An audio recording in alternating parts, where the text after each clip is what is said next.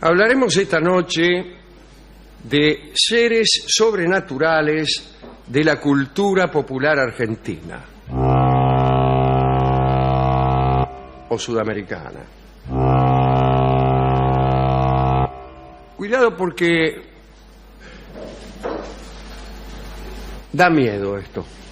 ¿Da Mete miedo? mucho miedo, da mucho miedo. Y especialmente siendo como es hoy, viernes a la noche.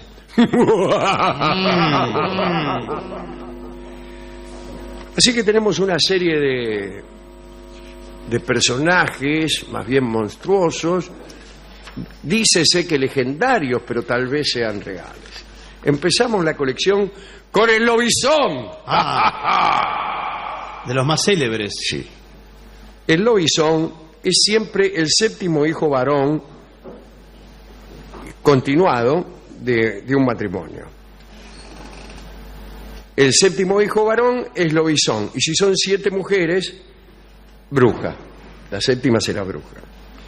Se dice que la única manera, aquí en Argentina, se dice que la única manera de evitar que un séptimo hijo consecutivo sea lobizón es hacer que el presidente de la nación sea su padrino. Ya casi nadie cree en eso, pero Ya casi nadie tiene 7 hijos varones consecutivos. eso es lo que pasa también. Yo conocí varios séptimos hijos varones, muchos de los cuales se llamaban Juan Domingo. Ahora no sucede eso por razones que son obvias. La representación más frecuente del lobizón es bajo la forma de un perro negro, de orejas desmesuradas. Bueno, su color suele ser bayo o negro, es como un lobo, vamos. Sí. La transformación no ocurre en cualquier momento, no. Exactamente a las 12 de la noche del viernes. Y a veces también la del martes, cuando por alguna razón el séptimo hijo varón se equivoca. Un rato antes de la medianoche, el hombre siente necesidad de ganar el monte y ahí, a la hora señalada, se arranca la ropa, da en el suelo 3 vueltas de carnero mientras reza un credo al revés. Sale entonces de correría hasta que el canto del gallo lo devuelve a su condición humana. Los lugares preferidos del lobizón son los chiqueros, los gallineros y corrales, donde busca excremento, su más preciada comida. También suele vérselo en los cementerios, revolviendo tumbas en busca de carroña. De tanto en tanto trata de comerse algún humano, pero en general no lo consigue. Si alguien lo hiere con su facón, el lobizón recobra su forma humana. Pero es peligroso tratar de hacerlo, ya que para acuchillarlo hay que acercarse mucho. Se aconseja entonces matarlo con una bala bendita. Usted va a la iglesia, le dice al cura que le bendiga unas cuantas balas y sale con un bufoso. Cuando ve al lobizón lo liquida. El hombre que se convierte en lobizón suele ser alto, flaco y escuálido. Se lo reconoce por el tono amarillento de su rostro y su mal olor. Me parece que lo conozco. Sí. Es descuidado en el vestir y de carácter huraño e intratable. Todos los sábados cae en cama, enfermo del estómago. Bueno, con todas las porquerías que comió a la noche. Anda por los gallineros. Claro, ¿qué quiere? Ese es el lobizón. No debe confundirse con el hombrizón, que es lo contrario del lobizón. Sí. Es decir, es el séptimo hijo Macho de de unos lobos, que el viernes a la noche se convierte en hombre. Sí. Pero debe ser parecido. No, es más bien diferente. Por ejemplo, en vez de ganar el monte, gana el centro. Claro. Y busca también, anda las comidas chatarra, todo eso. Claro, anda por las... Más o menos sí. lo mismo, tiene razón. Segundo monstruo, la luz mala. Se cree que es un alma en pena, que tiene alguna culpa, que quiere dar aviso del sitio, o que quiere dar aviso del sitio en que dejó enterrado un tesoro al morir. Una de dos, o tiene una culpa o tiene un tesoro enterrado. O las dos cosas, pues. O las dos cosas son la misma.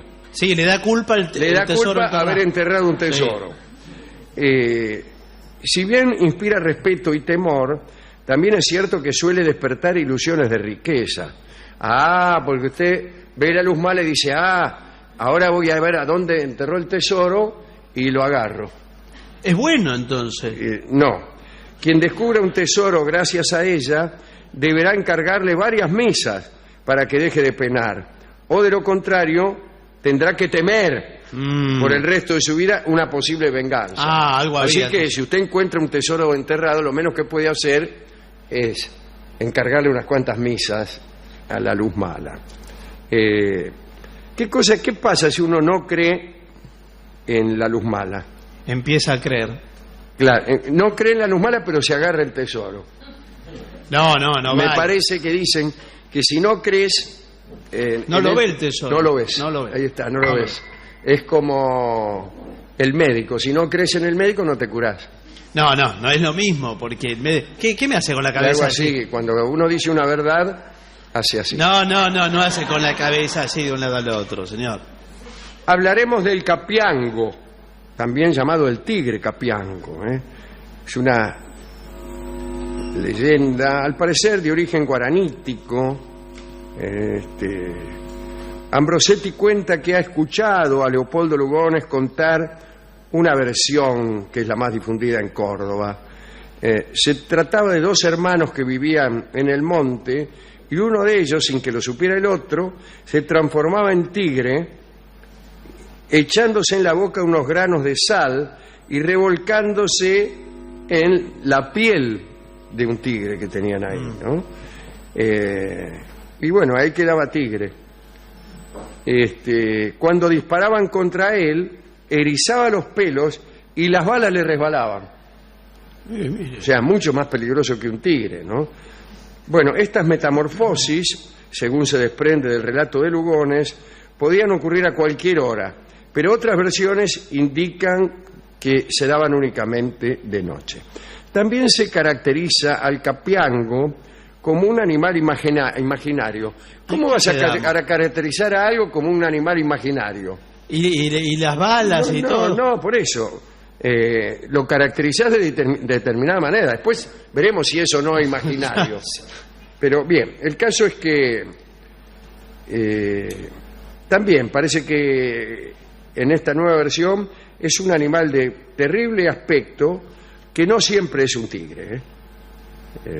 Tiene un estado de ferocidad permanente, no muestra amor por nada, y el hombre que cada tanto se hace capiango también, cuando es hombre, tiene una especie de carácter de tigre. Su psique es parecida a la del tigre. Los psicólogos, cuando el capiango va al psicólogo, el psicólogo enseguida lo descubre. Le dice, usted se convierte en capiango, ¿no es cierto? Le dice. ¿Cómo le va a decir? ¿Por qué me lo dice? Dice el paciente en cuatro patas, tratando de saltar sobre el psicoanalista. Bueno, la principal... También se decía, ¿no decían que los soldados de Quiroga solían convertirse en tigres también antes de las batallas? O que tenía un ejército de capiangos. ¿No lo decían o sí lo decían? ¿O es algo que se me acaba de ocurrir a mí? Bueno, no lo sé. Hablemos del pombero. El pombero tiene los pies al revés. Le apuntan para atrás. Claro, ¿para qué? Para dificultar su búsqueda. Vos lo seguís y en realidad está yendo hacia su origen, no hacia su nuevo destino. Puede tomar la forma de cualquier animal. A la distancia parece un carpincho parado sobre las patas traseras. Los ojos no son como los nuestros, como los suyos y los míos, ¿no?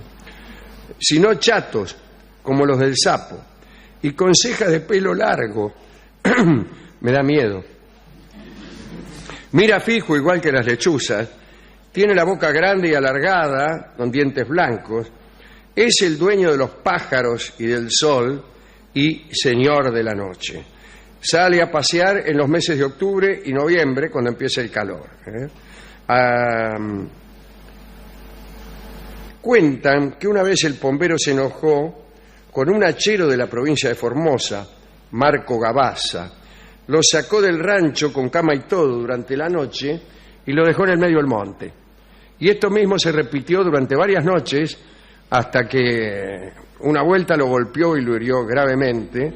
Marco Gabasa murió a los 86 años en el año 1972. Así que es cierto. No, ¿qué es lo cierto? ¿Por qué usted...? Las cosas que ocurren en épocas cercanas son verdaderas y cuando ocurren hace muchos años son falsas. Así funciona el rigor histórico. Bueno, no. Cuando algo ocurrió en 1972, como por ejemplo que se le apareció el pombero a Marco Gabasa, es cierto.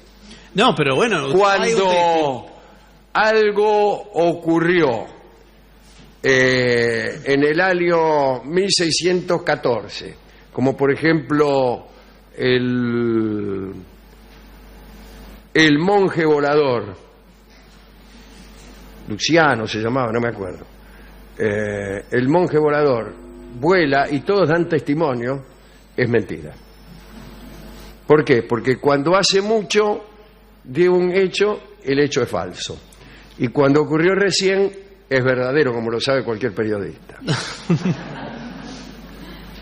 Dice, parece que en Corrientes la historia es distinta del pombero. El pombero allí es un petiso narigón con un gran sombrero aludo, esta conocía yo. Claro, esa más conocida. Y bueno, y suele perseguir especialmente a las muchachas. A la tarde, a la hora de la siesta, sí, anda atrás de las muchachas.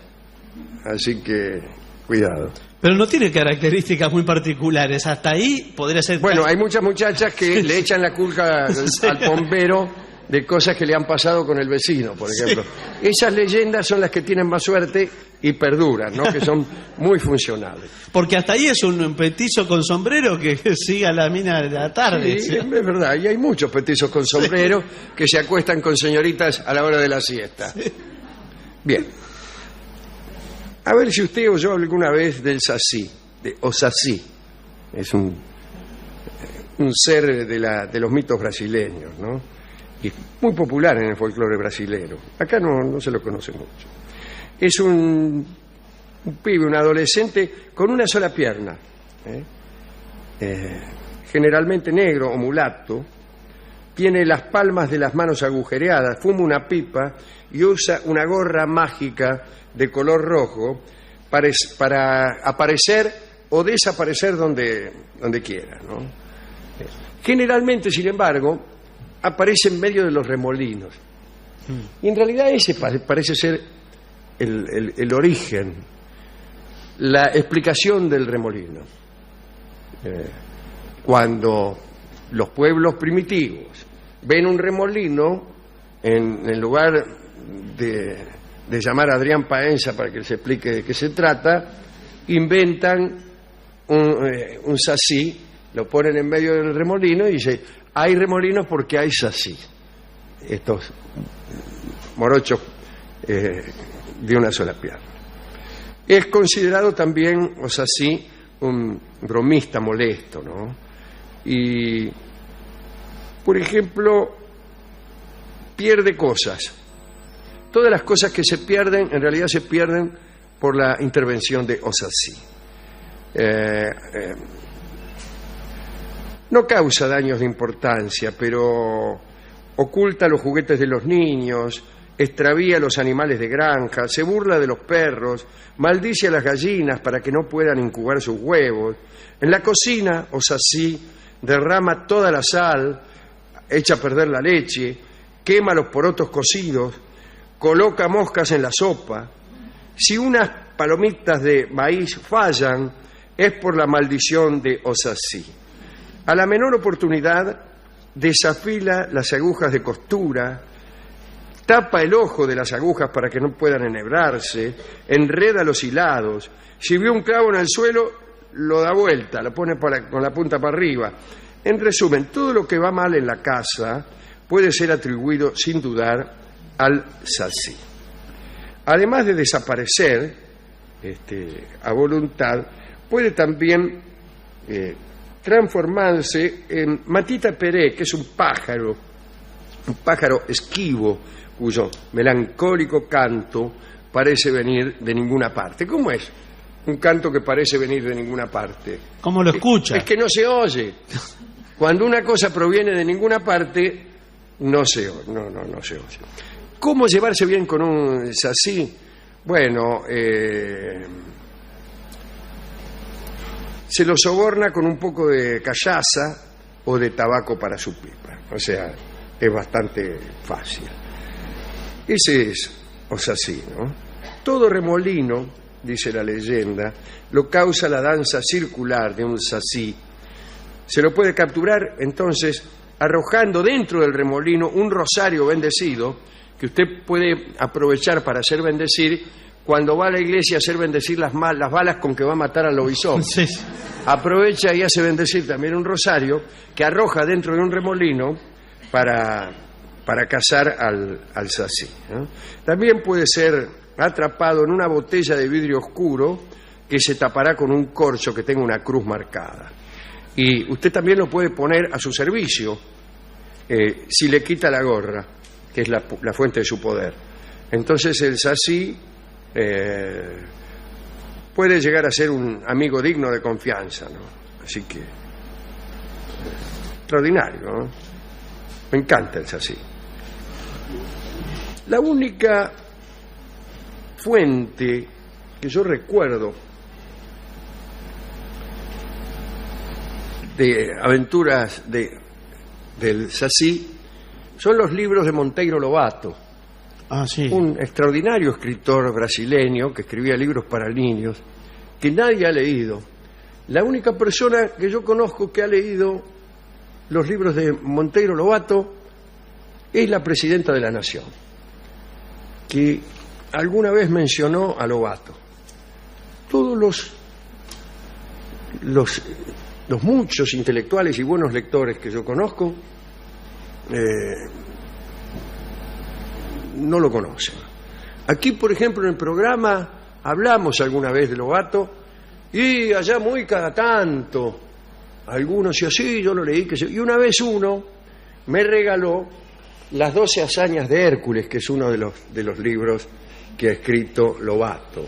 Todas las aventuras transcurren en una estancia brasileña que se llama, en una fazenda brasileña, no fazenda, en una granja, que se llama el Venteveo Amarillo, cuya dueña es doña Benita, que es la abuela de dos chicos aparentemente huérfanos, que se llaman Perucho y Naricita. Y hay otros personajes ya más surrealistas, como por ejemplo Emilia, que es una muñeca que habla, que ha cobrado vida y que es una niña muy mala, ¿no? En realidad, muy malintencionada, pero muy simpática.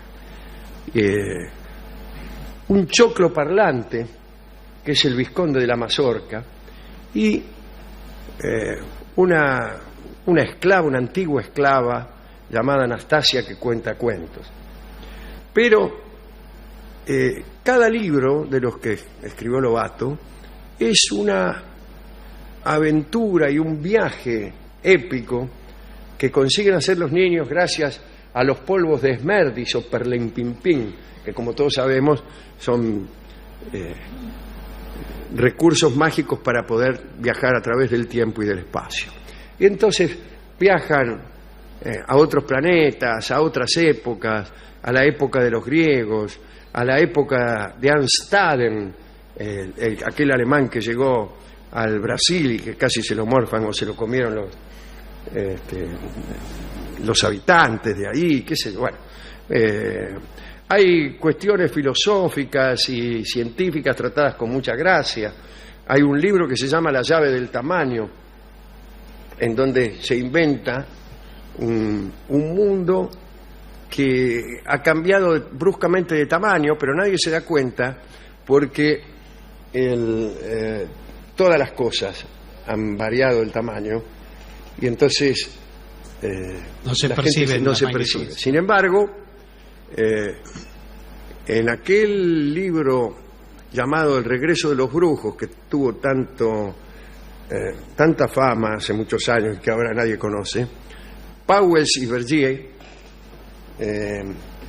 dijeron que todas esas historias donde el tamaño de las cosas aumentaba súbitamente o disminuía, podía detectarse fácilmente. Por ejemplo, si el mundo aumentara su tamaño, aun cuando lo hicieran todas las cosas y en forma proporcional, todos los jamones se caerían de los piolines, porque la resistencia de un piolín es proporcional a su diámetro, pero esta proporción no es del todo directa. Entonces se necesita a un aumento parejo del peso, se necesita mucho más tamaño del piolín. ¿Está claro? Tendría que variar la escala. O sea, un piolín que sostiene un jamón de 50 kilos, si el jamón empieza a pesar 100, un piolín el doble de grueso no lo sostiene. Ahí está. Estamos yéndonos del tema. Yo solo quería recordar y recomendar los muchos libros que ha escrito Monteiro Lobato, en donde entre otras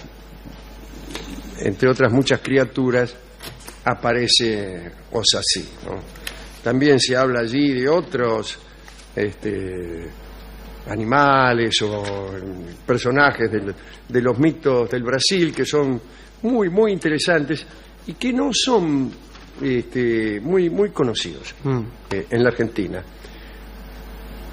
El último ser mítico de hoy es el Zapán Kutum, que lo he elegido para cerrar esto. Es una mujer morena en la plenitud de su vigor, ojos y cabellos negros, voluminosos pechos que se mueven al andar, produciendo el sonido onomatopéyico del que deriva su nombre, Zapán Kutum. Tiene manos pequeñas y blancas con las que acaricia a los niños que las mujeres dejan a la sombra de un árbol cuando salen a juntar algarrobas. Es proverbial que todas las mujeres que salen a juntar algarrobas dejan a sus niños a la sombra de un árbol. La Zapán Kutum cuida a esos niños, les quita el polvo de la cara y les da de mamar. También protege a los algarrobos, aunque no les da de mamar. Si el padre de la criatura, o si un tipo cualquiera, hace daño a un algarrobo, le roba al hijo y no se lo devuelve jamás. Ojo, no es tan buena la Zapán Kutum como una primera visión nos hace sospechar. Se ocupa también de avivar los fuegos que dejan encendidos los recolectores para ubicar el campamento por el humo. Bueno, un último dato. Cuando Zapán Kutum sorprendía a las personas que trabajaban con el algarrobo en medio de una fiesta, invadía la fiesta esta mujer y se apropiaba de algún paisano y lo mataba estrujándolo, discúlpeme usted, entre sus senos. Así que cuidado, porque muchas muchachas que yo conozco son en secreto la Zapán Kutum y puede confundirnos con algarroberos antipáticos y encontraríamos así un fin muy desgraciado, sí, o no tan desgraciado. Hemos sido lindas historias todas. Sí, muy lindas. Muy fuimos a la discoteca y contamos estas y otras leyendas, y él también, el discotecario, contó leyendas un poco demasiado sencillas. Sí, ¿qué leyenda contó? Leyendas de un huevo que se transformaba en pájaro, por ejemplo.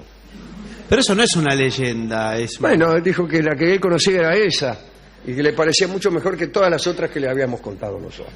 Pero cualquier pájaro viene de un huevo, señor. Bueno. Y también me contó el discotecario que había unos pájaros tales que su vuelo provocaba ríos. Se ponían a volar unos pájaros con perseverancia, siempre en un mismo rumbo, durante largos años, y al cabo de las edades, en la tierra, exactamente debajo de la ruta establecida del cielo por los pájaros, crecía un río.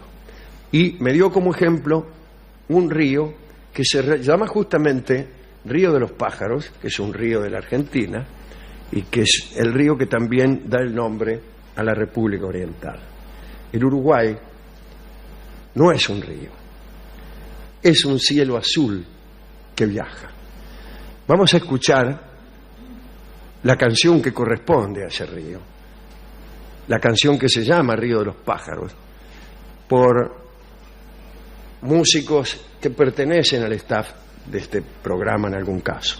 El Sexteto Cabernet nos canta entonces Río de los Pájaros, una leyenda inventada por nuestro discotecario. Adelante.